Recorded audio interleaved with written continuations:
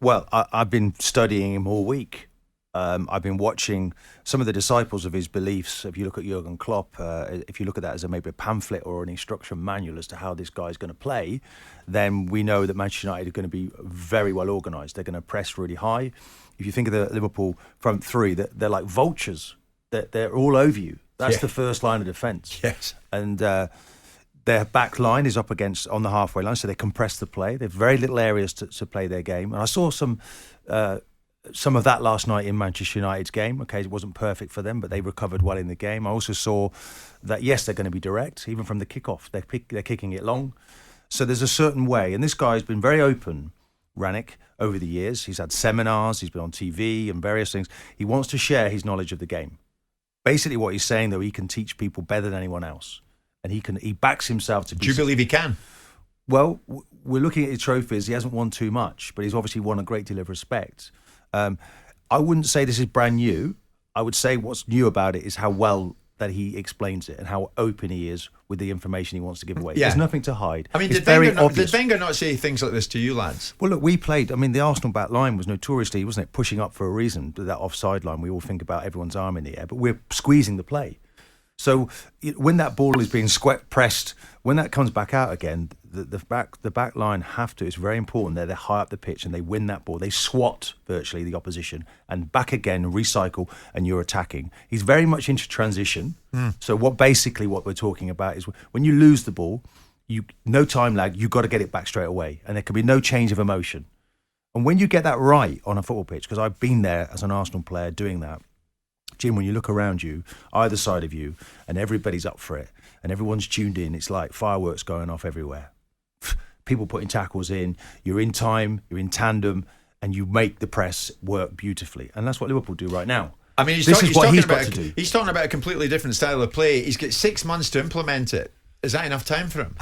Do you know, Carrick's gone, but if I was Carrick, I would have liked to have been there to actually learn a little bit about this system in great detail, because there's no doubt this man is an educator. Yeah. And it's about how you pick that up as a coach and take that on board. Okay, we have to respect Carrick's view and why he's taken that step out. Yeah. But there's no doubt this fella, I think it's more about putting a DNA into the club. Every coach is going to learn from him, and then he steps aside, and then he's in the background checking, making sure, and they find then a leader to lead this up. Well, it's interesting you mentioned Michael Carrick, because Carrick announced last night that he was leaving the club. Rangnick, in the last few moments, revealed that he didn't want Carrick to go. I got to know this 2 days ago, and I met with Michael and with Kieran, but especially with Michael 2 days ago. I had a long private conversation with him for more than an hour, and I was trying to convince him to stay on board. But he had obviously taken that decision weeks ago, that he needed a break and a rest after 30 years in professional football. And in the end, I had to accept that. In a way, I can also understand his decision. I mean, Carrick, Simon, has decided, right, it's Rangnick's time and I'm gone. And I noticed he said, I want to spend more time with his family. I mean, you can get that because he was wheeled in for a spell there to hold the fort until Rangnick got around his work permit situation and could get a hold of the club.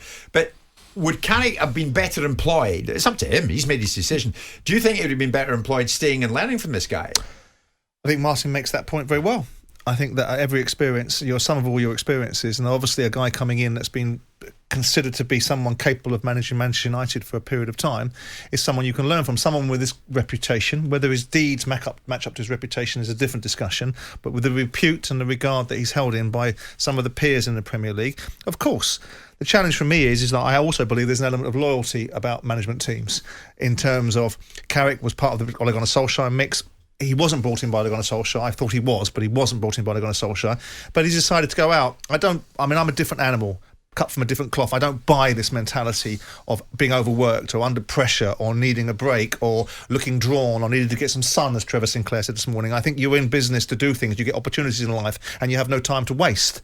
And being involved with Manchester United, getting an opportunity that really and truly your coaching credentials don't merit. They don't. He's a good player. He isn't an excellent coach. Manchester United have been excellent at times when they've had an excellent manager and excellent coaches. They don't have that. They don't have best in class. So he's been quite fortunate to find himself in a position of elevated opportunity. So walking away from it now, I think it's probably foolhardy from his learning curve, because the gain from it would have been incredibly beneficial if he intends to progress his career in the future in coaching. Was he listening to voices? Was there a moral dilemma when he was hearing people say, I don't want to name names, but people saying it's a jobs for the boys? Was he thinking, and you should walk when your mate gets the sack? Was he listening to those voices? Well, I said that the other day, and I said it mistakenly because I thought that Ole Gunnar Solskjaer had brought him in, and I think there is something to be said about loyalty. Too many people jump in other people's shoes and other people's graves because they think the opportunity is there.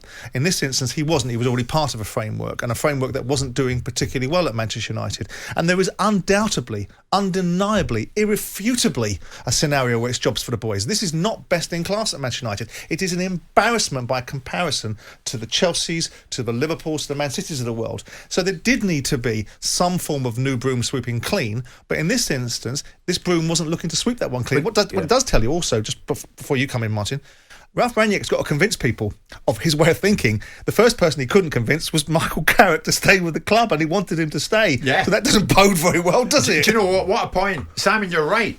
He says there, I would have liked Carrick to stay, and Carrick opted not to. I think he's going to regret this decision, because when it's a thing about people, isn't it? If you're a people person, but ultimately he loves Manchester United.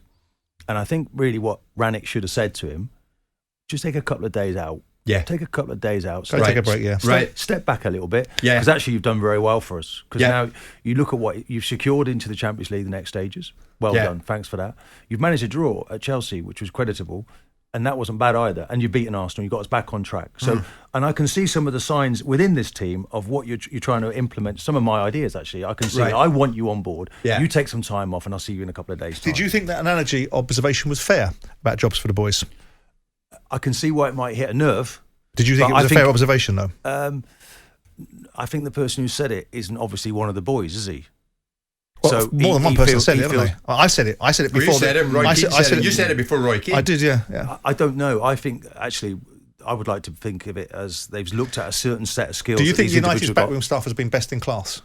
No, I don't think Then it it's has jobs for the boys, necessarily. isn't it, by But once you association? went back to that route with Solskjaer and you tried all these other methods of bringing all these best coaches in, De Gea and Mourinho and all these other people, these experts, they wanted to go back, bring one from back home again, and they tried to build from with it. I don't know, Rangnick couldn't have actually come onto the staff earlier Do you think to work with Solskjaer. Do you think Roy Keane was wrong, Martin, about jobs to the boys?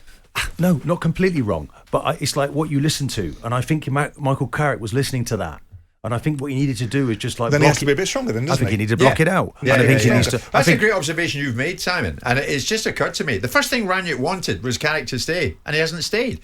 Listen, interestingly, and Simon, I remember there were a few raised eyebrows when you said it, that Ronaldo would contribute to the downfall of Ole Gunnar Solskjaer. Yeah. I remember when you said it. I remember the reaction it got. This was Rangnick, interestingly, this morning. He was asked if Ronaldo can fit into his style of play. You always have to adapt your style or your idea of football to the players you have available, not vice versa. And having seen Cristiano yesterday in the second half, I mean, at the age of 36, amazing, top professional.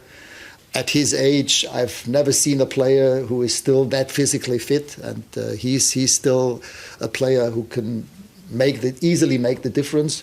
Yes, and it's about how can we develop the whole team. It's not only about Cristiano. I mean, we play in the most competitive league in the world, so we need all the players on board. What I saw from Cristiano yesterday, he's more than willing to do that, to put his input into the team, and the other team, the teammates will have to do the same. Okay, fair enough. It's a mixed message, to be honest with you, because on one hand he's saying that you have to adapt to the player. On the other hand, he starts talking about what Ronaldo's going to do. And of course, he's going to position himself against the quotes that have been attributed to him in a previous incarnation where he turned around and said he wouldn't sign Ronaldo at 30 years of age. It's a kind so of he's got politically all of these correct. balls up in the air. Absolutely. Isn't it? He's been politically correct about Ronaldo there. But he's going to work, Jim, isn't he, with what he's got? And Ronaldo is still a great talent. There's no doubt about that. Can he make him do what he wants to? Well, I saw Ronaldo, if you noticed, he was wanting to come off, wasn't he, in that last night, because he was working harder. They're making more tackles, more interceptions these last two games. The Rangnick methodology is already there for me last night. Is he going to be capable of doing? Is Ronaldo, given that he had to work hard last night and wanted to come off, is he going to be capable of operating at a level of intensity? I think so. I think for an hour, 70 minutes, and look, it was enough to beat Arsenal last night. And do you think that kind of use of Ronaldo is going to chime with Ronaldo? What Ronaldo thinks he should be utilised for? I think he knows what's required. This is why you saw what he did last night. He went up a few gears. There was there was one moment when he looked like he'd pulled a hamstring, but he was actually saying, "No, do you know what? The tank's empty. I'm not running any further." And then suddenly there was an opportunity to score, and he ran like, Yeah. Listen, Martin, at day one, has Rangnick won you over? I've been studying him all the last 2 weeks since the appointment was talked about. And yeah, I do believe the guy has got something with the way that they play. And when you hear Jurgen Klopp and Tuchel and all these top managers, Hassan Hurtel, what he's doing at Southampton, the respect they have for him. We got the Champions League winner, Chelsea, within 6 months, was implemented that plan very quickly. And the person that taught him, the educated him, and the one he gives that credit to is Rangnick. Yeah. So we have to listen and learn and understand why they bring him in. He's a football educator, and that's going to have to run through the football club. And Michael Carrick, now sitting on the outside of it, might have got the best lesson he might have had in life. Jim White and Simon Jordan, Monday to Thursday morning, 10 till 1. On AM, on DAB, via the talkSPORT app and on your smart speaker. talkSPORT.